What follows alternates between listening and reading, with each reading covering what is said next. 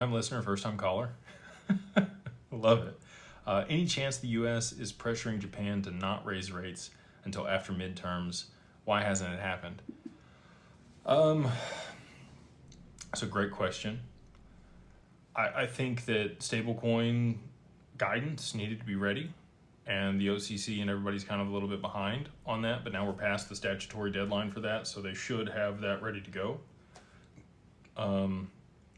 Again, like I've said, that's kind of the missing puzzle piece in my mind for banks actually being able to adopt this and soak up the treasuries when the reverse carry trade unwinds.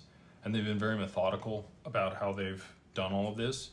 We are coming up on the 2-year anniversary since the reverse carry trade started to unwind in August of 2024. I think it was August 4th or 5th when that started to happen. So we're a week away from the 2-year anniversary on that event. Yeah, that's the main piece. We need to be able to drive demand domestically for treasuries. And until we have that capability, I think they're going to continue to kick the can on this whole thing playing out. And that's why the U.S. would be pressuring them, to your point, to not do it yet, because they know that if it's done prior to that, it collapses our bond market and literally collapses the entire global market. Like we go back to Mad Max type situation. So we don't want that. At least I don't.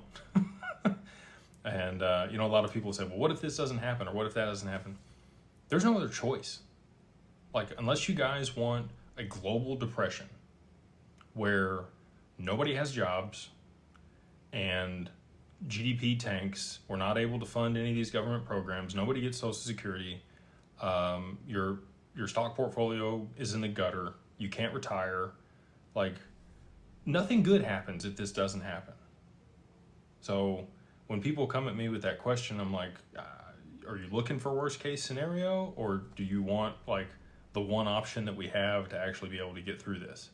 And the one option we have is to move all of this on chain, push liquidity into these digital assets with finite amounts, and then be able to back the new financial system with these alongside other commodities. We're going to move to a commodity-based financial system, which, hooray, should solve a ton of the problems that people have experienced in society. You probably won't have to have 2 incomes in order to be able to support a household like it was in the 40s and 50s here in the US. Like the white picket fence, you've got help, you've got a nanny, you've got all these things on one income or one salary.